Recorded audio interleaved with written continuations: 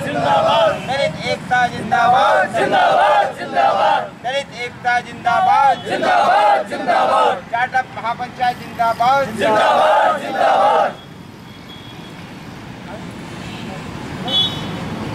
फांसी दो, फांसी दो, दलितों के हत्यारों को फांसी दो, फांसी दो, दलितों के हत्यारों को फांसी दो, फांसी दो, दलित एकता जिंदाबाद जिंदाबाद जिंदाबाद, दलित एकता जिंदाबाद जिंदाबाद जिंदाबाद, दलितों की लड़ाई आगे और लड़ाइए, दलित एकता जिंदाबाद जिंदाबाद जिंदाबाद, दलित एकता जिंदाबाद जिंदाबाद जिंदाबाद, दलितों के हत्यारों को फांसी दो, फांसी दो, दलितों के हत्यारों को फांसी दो, फांसी दो, दलितों के हत्यारों को जिंदाबाद जिंदाबाद जिंदाबाद, मीरमपुर के हत्यारों को फांसी दो, फांसी दो, मीरमपुर के हत्यारों को फांसी दो, फांसी दो, मीरमपुर के हत्यारों को फांसी दो, फांसी दो, दलित एकता जिंदाबाद जिंदाबाद। तो अभी तो नहीं लड़ाई है, आगे और लड़ाई है, अभी तो नहीं लड़ाई है, आगे और लड़ाई है, मीरमपुर के हत्यारों को फांसी दो, फांसी दो, मीरमपुर के हत्यारों को फांसी दो, फांसी दो, जिंदाबाद जिंदाबाद, जाटव महापंचायत जिंदाबाद जिंदाबाद जिंदाबाद, आवाज दो हम एक हैं, आवाज दो हम एक हैं, आवाज दो हो जाएगा, वो दलितों से टकराएगा, चूर चूर हो जाएगा, आवाज दो हम एक हैं, आवाज दो हम एक हैं, आवाज दो हम एक हैं। क्यों धरना दे रहे हैं आप?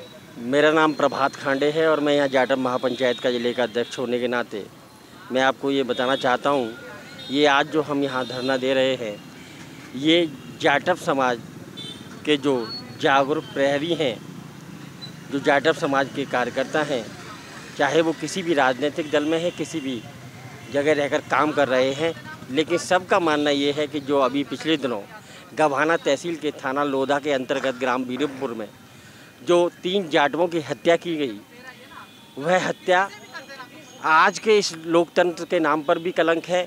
और दूसरी बात यह है, जब देश इतनी प्रगति कर रहा है, ऐसे दौर में इस प्रकार की घिनौनी मानसिकता रखने वाले लोग जो इस हत्याकांड के लिए जिम्मेदार हैं, उनके हम सब लोग निंदा करते हैं।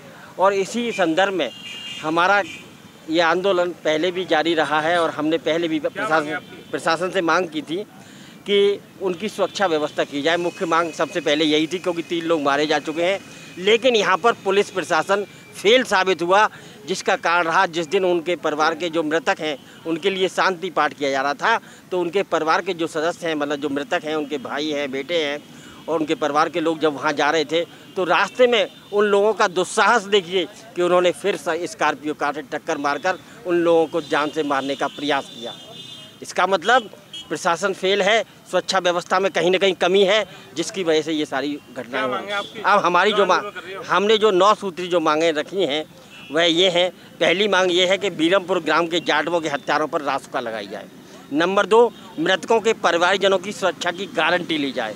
नंबर 3, मृतकों के परिवारजनों को सरकार द्वारा 20-20 लाख रुपया और घायलों को 5-5 लाख रुपया मुआवजा दिया जाए। नंबर 4, मृतक आश्रित बेवा प्रवेशा देवी को सरकारी नौकरी दी जाए। नंबर 5, मृतकों के परिवारजन को शहर में बसाने हेतु आवास योजना के अंतर्गत आवास दिया जाए। नंबर 6, मृतकों के परिवारजनों को प्राथमिकता के आधार पर असलाह के लाइसेंस जारी किए जाएं। नंबर 7, मृतकों के परिवारजनों की भूमि की पूरी नाप कराकर उसकी प्रशासन द्वारा हदबंदी तार से कराई जाए। नंबर 8, गत दिन मृतक पक्ष के परिवारजनों को स्कॉर्पियो से टक्कर मारकर जानलेवा हमला करने वालों को तुरंत गिरफ्तार कर उन पर हत्या का प्रयास करने में मुकदमा दर्ज किया जाए। नंबर 9, एक्सीडेंट में घायलों को 1-1 लाख रुपया मुआवजा दिया जाए। इसके लिए हमने महामहिम राज्यपाल महोदय उत्तर प्रदेश शासन लखनऊ से ये मांगे की हैं।